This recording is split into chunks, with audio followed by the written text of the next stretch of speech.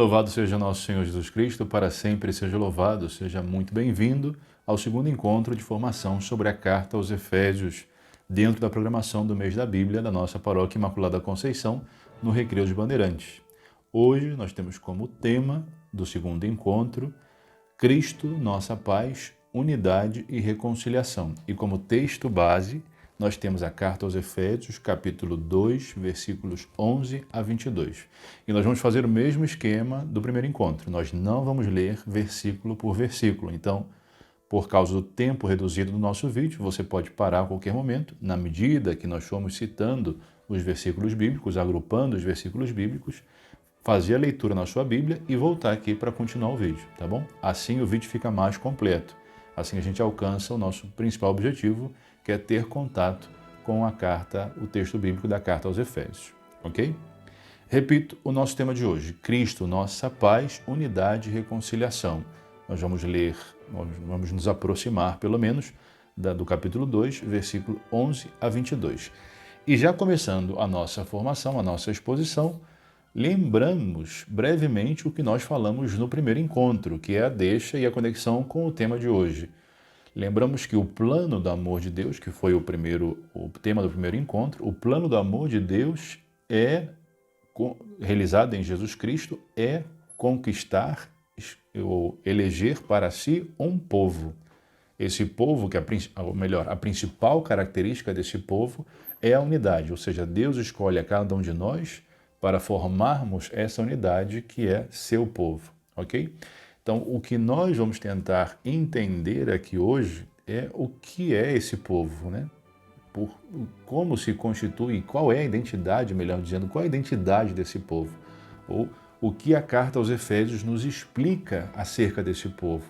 Assim a gente vai conseguir entender a identidade desse povo, quem é esse povo e o que esse povo forma, qual a importância, a relevância desse povo e da nossa autocompreensão, da nossa identidade como povo de Deus, né? Na prática. E a gente já começa pelos versículos 11, 12 e 13, os versículos 11 a 13 do capítulo 2, do capítulo 2 da Carta aos Efésios.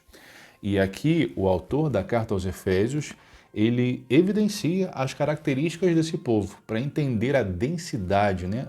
Eu diria, inclusive, a violência dessa unidade, entre aspas, né? O povo de Israel, chamado os circuncidados, ok? E o povo pagão, ou gentios, que são os incircuncisos. Ele traz características intensas desse povo incircunciso. Ele diz que esse povo era um povo sem Cristo, um povo sem cidadania, um povo que não pertencia ao povo de Israel, que não pertence ao povo de Israel, um povo fora das alianças, das promessas, essas alianças, entendemos e recordamos todas as alianças feitas com os pais da fé, Abraão, Isaque, Jacó, todos os profetas. Esse povo não tinha essas alianças, não são destinatários dessas alianças, dessas promessas. Um povo sem esperança, porque a promessa do Messias não foi uma promessa feita a eles, e um povo sem Deus, porque os deuses pagãos são deuses falsos. O único Deus vivo e verdadeiro é o Deus de Israel, né? E em Cristo, pelo sangue de Cristo, são trazidos para perto, né? Esse povo é trazido para perto. E aí ele vai martelando, né? Um só corpo, um só homem novo, um só corpo, que não só faz referência ao corpo de Cristo, porque de fato essa união acontece pelo sacrifício de Jesus Cristo, pelo sacrifício do seu corpo, mas essa referência de um só corpo faz referência também ao corpo místico de Cristo. Esse povo escolhido e unido, ou seja, os dois povos, melhor dizendo, o povo de Israel e os povos estrangeiros, os pagãos, os gentios, nessa unidade formam um só corpo. Através do corpo de Cristo e do novo corpo constituído e conquistado pelo sacrifício de Cristo, que é o seu corpo místico. Então, aqui a gente já tem essa concepção ou a certeza da identidade desse povo. Um povo novo, um povo escolhido também, um povo conquistado, que não é só o povo de Israel, não é só Israel, é a abertura, aquilo que nós tínhamos visto também na primeira formação, no primeiro encontro, que é a universalidade desse chamado. O novo Israel tem essa forte identidade, essa forte característica. O povo que Deus conquistou para si na verdade, um chamado de todos os povos a serem um só povo, a família de Deus, né? E o autor da carta aos Efésios continua nos versículos 14, 15 a 16, você pode parar agora e ler esses versículos 14, 15 a 16, trazendo a principal característica desse povo. A principal característica desse povo é a paz. A paz, a unidade dos povos, do povo de Israel e dos gentios, a principal característica é a paz, porque essa paz acaba com a inimizade entre os povos, que outrora existia. Deus fez um só povo, derrubando o muro da separação. Interessante que o autor utiliza a grande referência do muro que separava o templo, dentro do templo de Jerusalém, aquilo que era o pátio dos gentios, que não era, na verdade, não era permitido o acesso. Então os gentios, os povos pagãos, ficavam ali separados, né? Quase que do lado de fora do templo. E os únicos que eram permitidos entrarem era o povo de Israel, né? O povo escolhido, o povo eleito, o povo que tinha recebido a promessa. Então ele destrói esse muro, mas na verdade o verdadeiro muro destruído que traz a paz entre os povos é o muro da inimizade. E aí a gente recorda a inimizade que aconteceu lá no início da história da salvação com Adão e Eva, quando Adão alcança, ou pelo pecado original, alcança e traz à humanidade uma inimizade entre os homens, entre Adão e Eva e entre os povos. Ok? Então ele destrói esse muro. E o verdadeiro muro, a referência real aqui, é a inimizade, né? Simbolizada pelo muro da separação do Templo de Jerusalém. Ele suprime essa inimizade, ele suprime em sua carne essa inimizade. O sacrifício de Jesus Cristo, o sacrifício do corpo de Jesus Cristo traz essa reconciliação, suprime essa inimizade.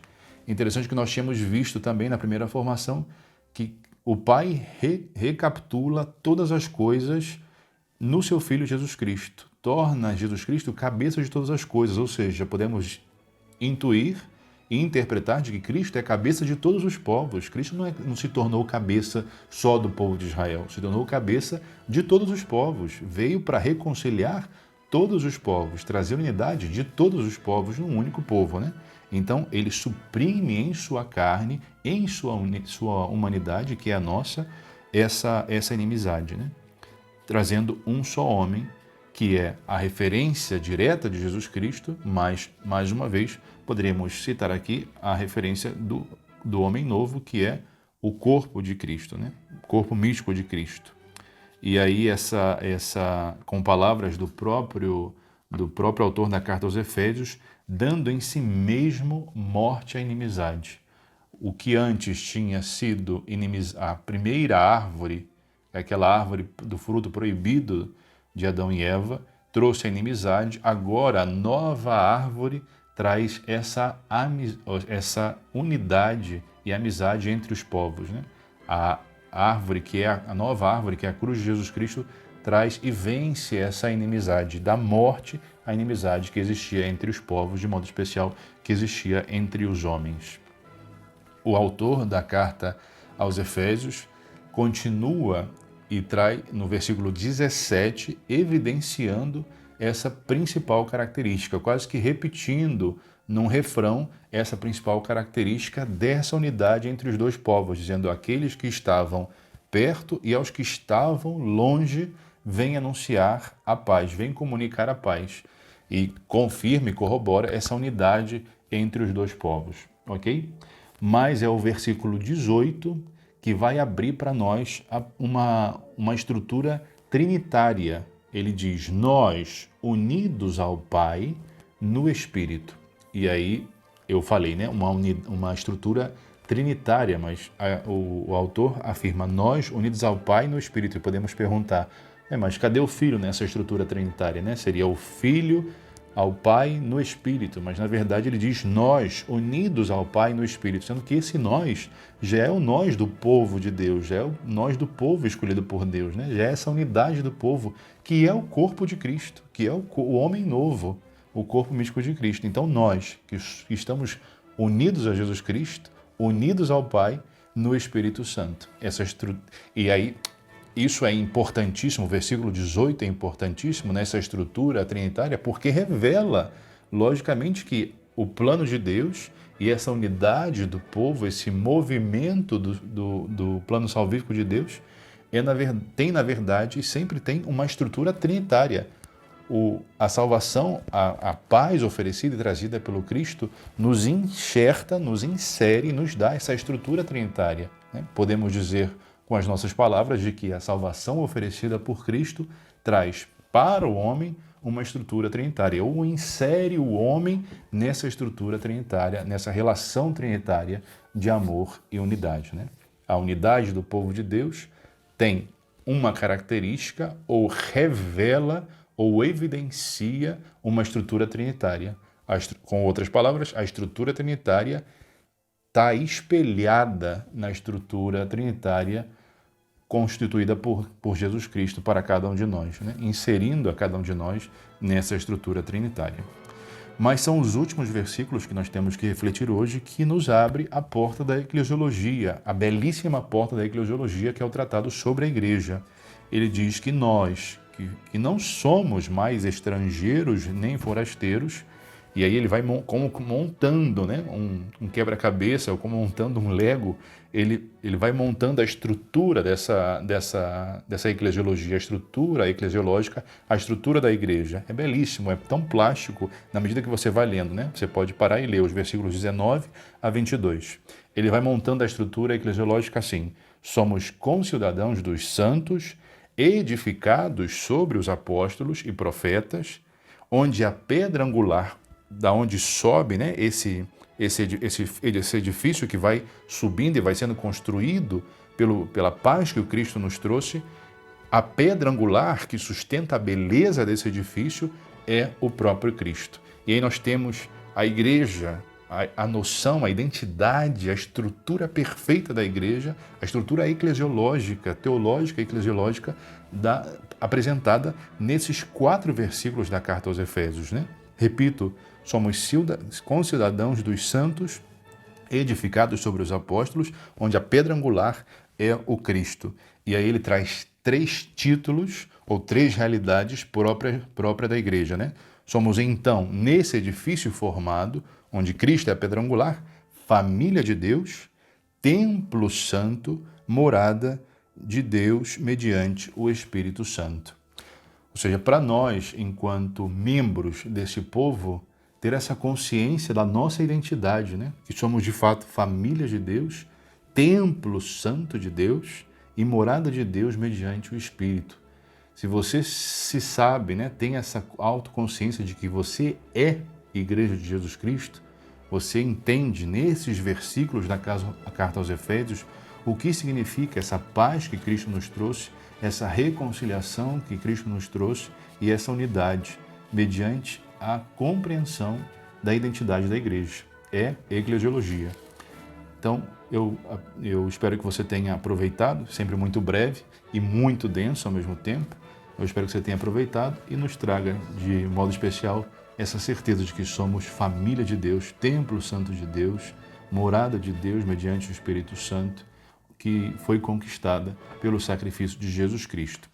E é essa porta que se abre e fica aberta para o nosso próximo encontro, para a gente poder entender como Cristo edifica essa igreja, né? Uma vez que nós entendemos a identidade dessa igreja, nós vamos, no próximo encontro, entender como Cristo edifica esse seu corpo, que é a igreja nessa unidade, né? No capítulo 4, especificamente da carta aos Efésios. Repito, espero que você tenha aproveitado e que você volte no próximo encontro, terceiro encontro da nossa formação, a carta aos Efésios. Deus abençoe e que Deus nos dê cada vez mais essa consciência de sermos igreja, sua família, templo santo de Deus. desce.